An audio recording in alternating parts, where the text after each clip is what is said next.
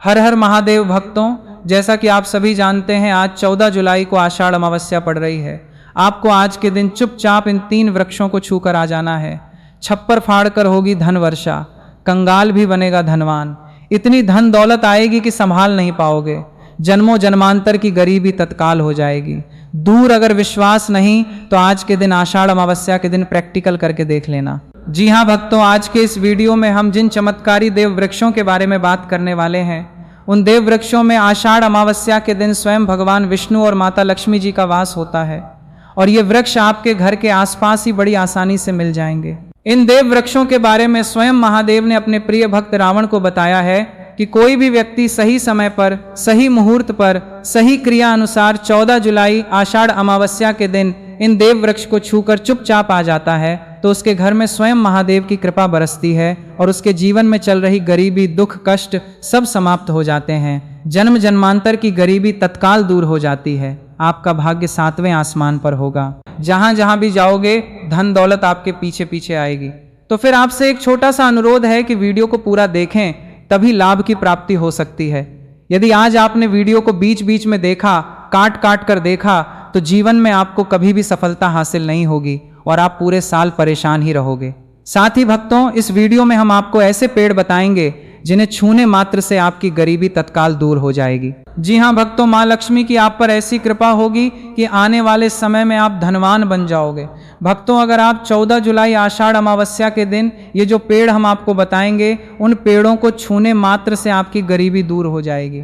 भक्तों, इस बार आषाढ़ अमावस्या कई वर्षों बाद विशेष संयोग में आई है। तो जिन वृक्षों के बारे में हम आपको बताने वाले हैं, अगर आप उन्हें हमारे बताए अनुसार सही समय और शुभ मुहूर्त देखकर छू लेते हैं तो यकीन मानिए आपके जीवन में कुछ दिनों बाद धन की वर्षा होने लगेगी। फिर आपके जीवन में आपको उन्नति करने से कोई नहीं रोकेगा पाएगा।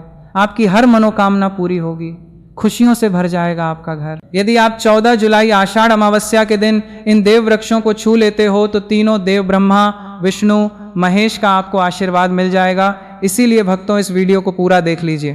तो चलिए जानते हैं कि कौन से ऐसे पौधे हैं जिनको 14 जुलाई आषाढ़ अमावस्या के दिन छू कर आ जाना है। लेकिन उससे पहले अगर आप इस चैनल पर नए हैं तो चैनल को सब्सक्राइब करके वीडियो को एक लाइक जरूर करें। साथ ही आप अपनी राशि या अपने शुभ नाम को कमेंट बॉक्स में जरूर डाल दें, क्योंकि हम आपकी राशि से जुड़ा भाग्य भी बताते हैं और भाग्य में चल रही परेशानियों को तत्काल दूर करने के लिए आसान से आसान उपाय भी बताते हैं। इसीलिए आप अपनी राशि कमेंट बॉक्स में जरूर डाल दें। तो भक्तों, उन चमत्कारी वृक्षों को बताने से पहले हम आपको आषाढ़ अमावस्या के बारे में जानकारी दे देते हैं, ताकि आपको उन देव वृक्षों को छूने के लिए सही शुभ मुहूर्त का पता लग जाए। आषाढ़ अमावस्या तिथि 14 जुलाई को मनाई जाएगी। इस दिन पूजा, स्नान और दान पुण्य करने का सबसे श्रेष्ठ समय शुभ मुहूर्त सुबह 4:30 बजे से लेकर 10:45 बजे तक रहेगा। इसके अलावा पितरों की पूजा और श्राद्ध तर्पण के लिए अभिजीत मुहूर्त दोपहर 12:06 बजे से 12:59 बजे तक है। धार्मिक मान्यताओं के अनुसार आषाढ़ अमावस्या पितरों की शांति, श्राद्ध, कर्म और स्नान दान के लिए अत्यंत महत्वपूर्ण मानी जाती है। तो भक्तों, सबसे पहले तो आप सभी आषाढ़ अमावस्या के दिन इन पौधों को किसी भी समय यानी कि किसी भी टाइम आप छू कर आ सकते हो, उसमें कोई भी दिक्कत वाली बात नहीं है। चलिए अब हम आपका ज्यादा समय बर्बाद न करते हुए बताते हैं कि आषाढ़ अमावस्या के दिन कौन कौन से पेड़ पौधे को छूना चाहिए। भक्तों, हमारे हिंदू धर्म में देवी माता रानी के अनेक स्वरूप कहे गए हैं, जिसमें वृक्षों को भीमा देवी के स्वरूप कहा जाता है। तो आज हम आप लोगों को ऐसे वृक्ष के बारे में बताएंगे जिनको छूना बेहद शुभकारी बताया गया है। आषाढ़ अमावस्या के दिन इनको छूने मात्र से शत्रु दोष, कर्ज दोष, गरीबी दोष सब समाप्त होते हैं। ये दिन भगवान विष्णु और माता लक्ष्मी को प्रसन्न करने के लिए सबसे उपयुक्त दिन माना जाता है। और इस पावन पर्व में कुछ ऐसे वृक्ष हैं जो कि देव वृक्ष कहे गए हैं। ये देवी के स्वरूप होते हैं, माता काली के स्वरूप होते हैं। और हमारे धर्म में पेड़ पौधे को देवी देवता मान करके हम इनकी पूजा करते हैं और हमें पूजा भी जरूर करनी चाहिए। विज्ञान भी कहता है पेड़ पौधे मनुष्यों को फ्री में प्राण वायु प्रदान करते हैं और पेड़ पौधे हमें ऑक्सीजन देते हैं और हमारे जो कार्बन डाइऑक्साइड होता है उसे ग्रहण करके सभी प्रकार की जितनी भी नकारात्मक चीजें होती हैं उसे अपने अंदर में स्वयं सोख लेता है और हमें ताजगी प्रदान करता है। और आषाढ़ अमावस्या के समय में कुछ ऐसे पेड़ पौधे हमारे धर्मशास्त्र में कहे गए हैं जिनको छूने मात्र से व्यक्ति के बंद किस्मत के ताले खुल जाते हैं, व्यक्ति का सौभाग्य चमक जाता है। हमारे शास्त्रों में पेड़ पौधों को बहुत ही गुणकारी कहा जाता है। क्योंकि इनमें साक्षात देवताओं का वास होता है। अनेक बीमारियों का उपचार पेड़ पौधों में ही छुपा है। पेड़ पौधों में कई जड़ी बूटियां पाई जाती हैं और भगवान श्री कृष्ण ने गीता में स्वयं कहा है कि वृक्षों में मैं पीपल का वृक्ष हूँ। पीपल के वृक्ष को वृक्षों का राजा कहा जाता है, क्योंकि पीपल वृक्ष की जो आयु होती है सबसे ज्यादा होती है, सबसे अत्यधिक होती है। पीपल वृक्ष सर्वशक्तिमान होता है। पूजा पाठ में अत्यधिक इसका महत्व होता है। तो चलिए आज हम आप लोगों को छुए जाने वाले वृक्ष के बारे में बताएंगे। तो कमेंट में हर हर महादेव अवश्य लिख दीजिए, क्योंकि जब भगवान भोलेनाथ का नाम लिखा या बोला जाता है तो भगवान भोलेनाथ उस व्यक्ति से बहुत ही जल्दी प्रसन्न हो जाते हैं। भक्तों, हमारे धर्मशास्त्र में अनेक ऐसे वृक्ष हैं जिन्हें कल्याणकारी और मंगलकारी माना गया है। ये वृक्ष केवल पर्यावरण के लिए नहीं बल्कि हमारे जीवन के लिए भी बेहद महत्वपूर्ण होते हैं। खासकर अगर आप इन वृक्षों को छूते हैं तो आपकी सारी परेशानियां, कष्ट, दुख और तकलीफें खत्म हो जाती हैं। इस दिन इन वृक्षों का असर कई गुना बढ़ जाता है। इस दिन शक्ति धरती लोक में आ जाती है और इस दिन हर वस्तु में प्राण और चेतना का संचार होता है। जब ये शक्ति पूरे ब्रह्मांड में फैली होती है तो जितने भी पेड़ पौधे, जीव जंतु और चल अचल वस्तुएं हैं, सब में शक्ति जागृत हो जाती है। इस विशेष समय में अगर आप देवी स्वरूप कहे गए पेड़ पौधों को जाकर छू लेते हैं तो आपके जीवन के सारे दुख, कष्ट, रोग और परेशानियां समाप्त हो जाती है। खासकर काल सर्प दोष, मंगल दोष, शनि दोष और राहु दोष जैसी समस्याएं तत्काल अपना असर छोड़ देती है और पूरी तरह समाज समाप्त हो जाती है। भक्तों, आज हम आपको 4 से 5 देव वृक्षों के बारे में बताने वाले हैं जिन्हें हमारे धर्मशास्त्र में बहुत महत्वपूर्ण माना गया है। ये चारों वृक्ष आपके जीवन में सुख, समृद्धि और खुशहाली लाने के लिए बेहद प्रभावशाली होते हैं। इसीलिए इस वीडियो को ध्यान से देखना, क्योंकि अगर आपने इसे बीच में काट कर देखा तो बाद में आपको पछताना पड़ सकता है। 14 जुलाई आषाढ़ अमावस्या का पर्व ऐसा है जब आपको लंबी लंबी पूजा पाठ करने की जरूरत नहीं होती है। बस अगर आप इन विशेष वृक्षों को आषाढ़ अमावस्या के दिन सही तरीके से छू लेते हैं और का आशीर्वाद लेते हैं तो गरीबी खत्म हो सकती है। ये वृक्ष इतने शक्तिशाली होते हैं कि आप अपनी आंखों से इनका असर देख सकते हैं। और खास बात यह है कि ये सारे देव वृक्ष आपके आसपास आसानी से मिल सकते हैं, तो आप इन्हें अपने घर के पास से ही ढूंढ सकते हैं। अब वीडियो में आगे बढ़ने से पहले अगर आपने अभी तक कमेंट बॉक्स में हर हर महादेव नहीं लिखा है तो कृपया हर हर महादेव जरूर लिखें और वीडियो को लाइक भी अवश्य ही करें। तो भक्तों, अब हम बात करते हैं कि कौन से वे 3 वृक्ष हैं जिन्हें हमें आषाढ़ अमावस्या के दिन छूकर आना चाहिए। ये वृक्ष न सिर्फ आपके जीवन को खुशहाल बनाते हैं बल्कि आपकी गरीबी और दुख दर्द को भी समाप्त कर दिया देते हैं। इसलिए हम चाहेंगे कि आप सब इन वृक्षों की पूजा जरूर करें और इन्हें छुएं, क्योंकि इस दिन इन वृक्षों की पूजा करने से आपको अनगिनत लाभ मिल सकते हैं। चलिए भक्तों, अब हम जानते हैं कि वे देव वृक्ष कौन से हैं जिन्हें छूने से हमारी गरीबी खत्म हो जाती है और जीवन में सुख समृद्धि का आगमन होता है। पहला वृक्ष है बेल का वृक्ष, जिसे हम बेल का पेड़ भी कहते हैं। सबसे महत्वपूर्ण माना जाता है। भगवान शिव को बेल के पत्ते अत्यंत प्रिय हैं और उन्हें शिवलिंग पर बेल पत्र अर्पित करने से विशेष पुण्य की प्राप्ति होती है। बेल का पेड़ शिव के पूजन के लिए अत्यधिक पवित्र माना जाता है। बेल के पत्तों का उपयोग भगवान शिव के पूजन में विशेष रूप से किया जाता है। बेल का वृक्ष माता पार्वती के पसीने से उत्पन्न हुआ और स्कंद पुराण के अनुसार ये वृक्ष देवी स्वरूप माना गया है, यानी ये नवदुर्गा के स्वरूप है। स्कंद पुराण की कथा में कहा गया है कि बेल वृक्ष की जड़ में गिरजा, तनों में माहेश्वरी, शाखाओं में दक्षिणाएं नमो में माता पार्वती, फलों में कात्यायनी, फूलों में गौरी और इस वृक्ष के संपूर्ण शरीर में मां लक्ष्मी जी का वास होता है। माता पार्वती के पसीने से उत्पन्न होने के कारण ये पेड़ कई देवी देवताओं का स्वरूप माना जाता है। इसीलिए ये वृक्ष धार्मिक रूप से अत्यंत महत्वपूर्ण है। अगर आप संध्या काल में शिव मंदिर या नवदुर्ग मंदिर के पास बेल के वृक्ष के नीचे घी का दीपक जलाते हैं तो व्यक्ति धनवान, गुणवान और पराक्रमी बनता है। इस पेड़ के स्पर्श से व्यक्ति के सभी मनोरथ पूरे होते हैं। इस पेड़ को छूने से पहले आपको एक खास मंत्र भी बोलना चाहिए। वो मंत्र है दर्शन बिल्व वृक्षस स्पर्शम पाप नाश अघोर पाप संहार। एक विलंब शिवार्पणम का अर्थ है कि यहाँ पर एक विलंब शिव पर्पणम का अर्थ है बेल वृक्ष का दर्शन और स्पर्श करने मात्र से सभी पाप समाप्त हो जाते हैं और शिव को चढ़ाया गया एक बेल पत्र पापों का नाश करता है। दूसरा वृक्ष है पीपल का वृक्ष। पीपल वृक्ष को हिंदू धर्म में अत्यंत पवित्र माना गया है। धार्मिक मान्यता के अनुसार पीपल के वृक्ष को छूने और श्रद्धा से प्रणाम करने से कई शुभ फल प्राप्त होते हैं।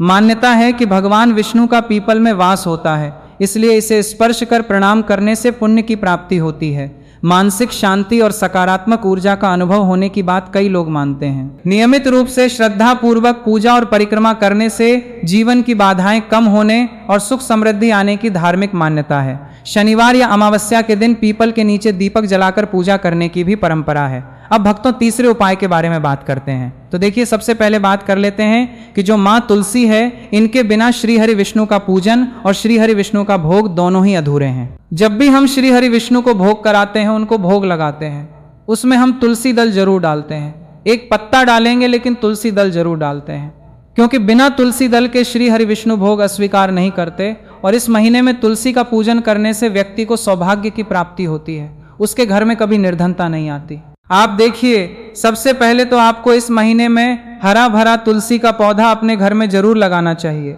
अगर पहले से आपके घर में तुलसी का हरा भरा पौधा है तो बहुत उत्तम है। अगर नहीं है तो इसके महीने में तुलसी जी का पौधा जरूर लेके आए, क्योंकि ये सबसे श्रेष्ठ महीना है तुलसी के पौधे को अपने घर लाके लगाने के लिए। दूसरी चीज कि देखिए, इस महीने में या उससे पहले आपके घर में तुलसी जी का पौधा सूख गया है, और अगर तुलसी का पौधा आपके घर में सूखा हुआ है तो उससे कौन सा उपाय है जो आप करके रातों रात अपने भाग्य को चमका सकते हैं। तो देखिए, अगर आपके घर में अगर तुलसी जी का सूखा हुआ पौधा है, इसमें आपको हरे हरे भरे पौधे से उपाय नहीं करना। आपके घर में तुलसी जी का अगर सूखा हुआ पौधा है, उसी से आप उपाय करेंगे, इस चीज का ध्यान रखें। तो देखिए, अगर तुलसी जी का पौधा सूख गया है तो आपको क्या करना है, उसकी छोटी छोटी ठानियां लेनी है, गिन करके 60 ठान, ठीक है ना। कितनी ठानियां लेंगे? 60 ठान लेंगे। थोड़ा सा मोहल्ली धागा आपको लेना है और सातों तुलसी की सूखी लकड़ी को एक के अंदर एक, यानी गट्ठा टाइप का बनाना है और उसको बांध देना है, ठीक है ना। सारी तुलसी की लकड़ियों आपको इकट्ठा करना है और मौली धागे से बांध देना है। बांध देंगे कलावा लपेट कर। अब आपको क्या करना है, रोली का तिलक इस तुलसी की सूखी लकड़ी पर आपको करना है। रोली का तिलक करेंगे। अगर चंदन है तो थोड़ा सा चंदन लगा दीजिए। अभी ये तुलसी की जो सूखी लकड़ी है, ये आपको थोड़ी देर अपने घर के मंदिर में रखनी है, श्री हरि विष्णु के सामने, और एक देसी घी का दीपक आपको श्री हरि विष्णु के सामने लगाना है। दीपक गोल बाती का लगाएंगे और उसमें एक चुटकी पिसी हुई हल्दी डाल देंगे, ठीक है ना। श्री हरि विष्णु को हल्दी बहुत प्रिय है। दीपक लगा देंगे। थोड़ी देर बाद जो तुलसी की लकड़ियां हैं उनको ऐसे ही रखा रहने देंगे, तिलक कर देंगे। अब थोड़ी देर बाद आपको क्या करना है, तुलसी की वो जो सूखी लकड़ियां आपने बांधी थी कलावे से, मोली धागे से, अब आपको उन्हें उठाना है। एक छोटे से लाल कपड़े में आप इसको रख लीजिए, ठीक है ना। लाल कपड़े में रख लीजिए, पीला कपड़ा हो तो पीले कपड़े में रख लीजिए। रखने के बाद आपको क्या करना है, इसकी पोटली टाइप की बना देनी है। धागे से लपेटकर मौली धागे से ही पोटली बना लीजिए, आराम से बन जाती है। अब इस पोटली को आपको कहाँ रखना है, इसे आपको अपने घर के मुख्य द्वार पर टांगना है, ठीक है ना। अंदर की तरफ, बाहर की तरफ नहीं, अंदर की तरफ, मुख्य द्वार पर अंदर की तरफ टांग दीजिए और माँ लक्ष्मी का ध्यान करिए, श्री हरि विष्णु का ध्यान करिए। उनसे प्रार्थना करिए कि हे धन की देवी माँ लक्ष्मी, आप मेरे घर में पधारिए और अपनी कृपा मुझ पर बरसाइए। इस तरह से आपको प्रार्थना करनी है और मंत्र बोलना है। ओम नमो भगवते वासुदेवाय नमः 11 बार ये मंत्र बोलना है। एक दीपक आपको जिस दिन भी उपाय कर रहे हैं अपने घर के मुख्य द्वार पर प्रज्वलित करना है। चौमुखी दीपक यानी 4 बाती का दीपक लगाएंगे और थोड़ी सी हल्दी उस दीपक में भी डाल देंगे। मुख्य द्वार पर दीपक बाहर की तरफ लगाना है, सीधे हाथ पर, ठीक है ना। ये उपाय आप करिए और देखिए कि कैसे आप महाकरोड़पति बनते हैं, कैसे आपके पास पैसा आता है और कैसे आपके पास पैसा रुकता है। तो ये वही उपाय है जो रातों रात आपके भाग्य को चमकाएगा और आपको महाधनी बनाएगा। छोटा सा उपाय आपको महाकरोड़पति बनाएगा, अगर सच्ची श्रद्धा से आपने इस उपाय को कर लिया। साथ ही साथ इस महीने में अगर कोई जूते का दान कर देता है, जूते चप्पलों का कोई दान कर दे इस माह में, तो समझ लीजिए उसे हर वो वस्तु मिलती है जिसकी वो कल्पना करता है, जिसकी वो चाहता है। आपने अगर कुछ ऐसा सोचा है कि हाँ मुझे ये वस्तु या मुझे ये चीज़ मिल जाए, मेरी इच्छा पूरी हो जाए, आपकी कोई भी इच्छा अधूरी है, पूरी नहीं हो रही, तो इस माह में आप एक व्यक्ति को दान करें जूते या चप्पल। फिर देखिए कि आपका भाग्य कैसे आपका साथ देता है और कैसे आप अपने जीवन में आगे बढ़ते चले जाते हैं। तो बहुत अच्छे से उपाय आपको बताया है। अब हम बात करते हैं दूसरे विशेष उपाय की, कि देखिए ये उपाय भी आपको तुलसी जी के पौधे के वहाँ पर करना है। आपके भाग्य का उदय करने के लिए आपके घर में धन संपत्ति परेशानियां हैं, कर्ज की समस्या अगर दिन पर दिन बढ़ती जा रही है, बहुत ज़्यादा परेशानियां हैं, तो आपको ये उपाय करना चाहिए। देखो करना क्या है, बहुत ध्यान से समझना। आपको मात्र तांबे के पात्र के अंदर जल लेना है, उस जल के अंदर एक चुटकी आपको हल्दी मिला देनी है, ठीक है, और साथ में लेना है एक कमल गट्टा। अगर आपको ऐसा लगता है कि आपके जीवन में अष्टलक्ष्मी का वास नहीं है, भाग्य का साथ आपको नहीं मिल पा रहा है, तो आप ये उपाय बुधवार के दिन कर सकते हैं, अमावस्या के दिन भी कर सकते हैं। इसीलिए ये वृक्ष धार्मिक रूप से अत्यंत महत्वपूर्ण है। अगर आप संध्या काल में शिव मंदिर या नवदुर्गा मंदिर के पास बेल के वृक्ष के नीचे घी का दीपक जलाते हैं तो व्यक्ति धनवान, गुणवान और पराक्रमी बनता है। इस पेड़ के स्पर्श से व्यक्ति के सभी मनोरथ पूरे होते हैं। इस पेड़ को छूने से पहले आपको एक खास मंत्र भी बोलना चाहिए। वो मंत्र है दर्शनम बिल्व वृक्षस्य स्पर्शम पापनाशनम अघोर पाप संहारम एक बिल्वम शिवार्पणम। इसका अर्थ है कि बेल वृक्ष का दर्शन और स्पर्श करने मात्र से सभी पाप समाप्त हो जाते हैं और शिव को चढ़ाया गया एक बेल पत्र पापों का नाश करता है। दूसरा वृक्ष है पीपल का वृक्ष। पीपल वृक्ष को हिंदू धर्म में अत्यंत पवित्र माना गया है। धार्मिक मान्यता के अनुसार पीपल के वृक्ष को छूने और श्रद्धा से प्रणाम करने से कई शुभ फल प्राप्त होते हैं। मान्यता है कि भगवान विष्णु का पीपल में वास होता है, इसलिए इसे स्पर्श कर प्रणाम करने से पुण्य की प्राप्ति होती है। मानसिक शांति और सकारात्मक ऊर्जा का अनुभव होने की बात कई लोग मानते हैं। नियमित रूप से श्रद्धापूर्वक पूजा और परिक्रमा करने से जीवन की बाधाएं कम होने और सुख समृद्धि आने की धार्मिक मान्यता है। शनिवार या अमावस्या के दिन पीपल के नीचे दीपक जलाकर पूजा करने की भी परंपरा है। अब भक्तों तीसरे उपाय के बारे में बात करते हैं। तो देखिए, सबसे पहले बात कर लेते हैं कि जो माँ तुलसी हैं, इनके बिना श्री हरि विष्णु का पूजन और श्री हरि विष्णु का भोग दोनों ही अधूरे हैं। जब भी हम श्री हरि विष्णु को भोग कराते हैं, उनको भोग लगाते हैं, उसमें हम तुलसी दल जरूर डालते हैं। एक पत्ता डालेंगे लेकिन तुलसी दल जरूर डालते हैं, क्योंकि बिना तुलसी दल के श्री हरि विष्णु भोग स्वीकार नहीं करते। इस महीने में तुलसी का पूजन करने से व्यक्ति को सौभाग्य की प्राप्ति होती है, उसके घर में कभी निर्धनता नहीं आती। आप देखिए, सबसे पहले तो आपको इस महीने में हरा भरा तुलसी का पौधा अपने घर में जरूर लगाना चाहिए। अगर पहले से आपके घर में तुलसी का हरा भरा पौधा है तो बहुत उत्तम है। अगर नहीं है तो इस महीने में तुलसी जी का पौधा जरूर लेकर आएं, क्योंकि ये सबसे श्रेष्ठ महीना है तुलसी के पौधे को अपने घर लाकर लगाने के लिए। दूसरी चीज कि देखिए, इस महीने में या उससे पहले आपके घर में तुलसी जी का पौधा सूख गया है। अगर तुलसी का पौधा आपके घर में सूखा हुआ है तो उससे कौन सा उपाय है जो आप करके रातों रात अपने भाग्य को चमका सकते हैं। तो देखिए, अगर आपके घर में तुलसी जी का सूखा हुआ पौधा है, इसमें आपको हरे भरे पौधे से उपाय नहीं करना। आपके घर में तुलसी जी का अगर सूखा हुआ पौधा है, उसी से आप उपाय करेंगे। इस चीज का ध्यान रखें। तो देखिए, अगर तुलसी जी का पौधा सूख गया है तो आपको क्या करना है, उसकी छोटी छोटी टहनियां लेनी है, गिन करके 7 टहनियां, ठीक है ना।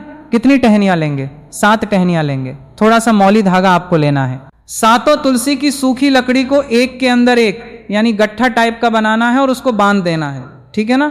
सारी तुलसी की लकड़ियों को आपको इकट्ठा करना है और मौली धागे से बांध देना है। बांध देंगे कलावा लपेटकर। अब आपको क्या करना है, रोली का तिलक इस तुलसी की सूखी लकड़ी पर आपको करना है। रोली का तिलक करेंगे। अगर चंदन है तो थोड़ा सा चंदन लगा दीजिए। अभी ये तुलसी की जो सूखी लकड़ी है, ये आपको थोड़ी देर अपने घर के मंदिर में रखनी है। श्री हरि विष्णु के सामने एक देसी घी का दीपक आपको श्री हरि विष्णु के सामने लगाना है। दीपक गोल बाती का लगाएंगे और उसमें एक चुटकी पिसी हुई हल्दी डाल देंगे, ठीक है ना। श्री हरि विष्णु को हल्दी बहुत प्रिय है। दीपक लगा देंगे। थोड़ी देर बाद जो तुलसी की लकड़ियां हैं उनको ऐसे ही रखा रहने देंगे, तिलक कर देंगे। अब थोड़ी देर बाद आपको क्या करना है, तुलसी की वो जो सूखी लकड़ियां आपने कलावे से मौली धागे से बांधी थी, अब आपको उन्हें उठाना है। एक छोटे से लाल कपड़े में आप इसको रख लीजिए, ठीक है ना। लाल कपड़े में रख लीजिए, पीला कपड़ा हो तो पीले कपड़े में रख लीजिए। रखने के बाद आपको क्या करना है, इसकी पोटली टाइप की बना देनी है। धागे से लपेटकर मौली धागे से ही पोटली बना लीजिए, आराम से बन जाती है। अब इस पोटली को आपको कहाँ रखना है, इसे आपको अपने घर के मुख्य द्वार पर टांगना है, ठीक है ना। अंदर की तरफ, बाहर की तरफ नहीं, अंदर की तरफ मुख्य द्वार पर टांग दीजिए। माँ लक्ष्मी का ध्यान करिए, श्री हरि विष्णु का ध्यान करिए, उनसे प्रार्थना करिए कि हे धन की देवी माँ लक्ष्मी, आप मेरे घर में पधारिए और अपनी कृपा मुझ पर बरसाइए। इस तरह से आपको प्रार्थना करनी है और मंत्र बोलना है। नमो भगवते वासुदेवाय नमः। 11 बार ये मंत्र बोलना है। एक दीपक आपको जिस दिन भी उपाय कर रहे हैं अपने घर के मुख्य द्वार पर प्रज्वलित करना है। चौमुखी दीपक यानी 4 बाती का दीपक लगाएंगे और थोड़ी सी हल्दी उस दीपक में भी डाल देंगे। मुख्य द्वार पर दीपक बाहर की तरफ लगाना है, सीधे हाथ पर, ठीक है ना। ये उपाय आप करिए और देखिए कि कैसे आप महाकरोड़पति बनते हैं, कैसे आपके पास पैसा आता है और कैसे आपके पास पैसा रुकता है। तो ये वही उपाय है जो रातों रात आपके भाग्य को चमकाएगा और आपको महाधनी बनाएगा। छोटा सा उपाय आपको महाकरोड़पति बनाएगा। अगर सच्ची श्रद्धा से आपने इस उपाय को कर लिया, साथ ही साथ इस महीने में अगर कोई जूते का दान कर देता है, जूते चप्पलों का दान कर दे, तो समझ लीजिए उसे हर वो वस्तु मिलती है जिसकी वो कल्पना करता है, जिसकी वो चाहता है। आपने अगर कुछ ऐसा सोचा है कि हाँ मुझे ये वस्तु या मुझे ये चीज़ मिल जाए, मेरी इच्छा पूरी हो जाए, आपकी कोई भी इच्छा अधूरी है, पूरी नहीं हो रही, तो इस माह में आप एक व्यक्ति को जूते या चप्पल दान करें। फिर देखिए कि आपका भाग्य कैसे आपका साथ देता है और कैसे आप अपने जीवन में आगे बढ़ते चले जाते हैं। तो बहुत अच्छे से उपाय आपको बताया है।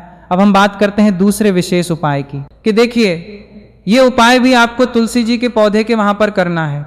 आपके भाग्य का उदय करने के लिए अगर आपके घर में धन संपत्ति की परेशानियाँ हैं, कर्ज की समस्या अगर दिन पर दिन बढ़ती जा रही है, बहुत ज़्यादा परेशानियाँ हैं, तो आपको ये उपाय करना चाहिए। देखो करना क्या है, बहुत ध्यान से समझना।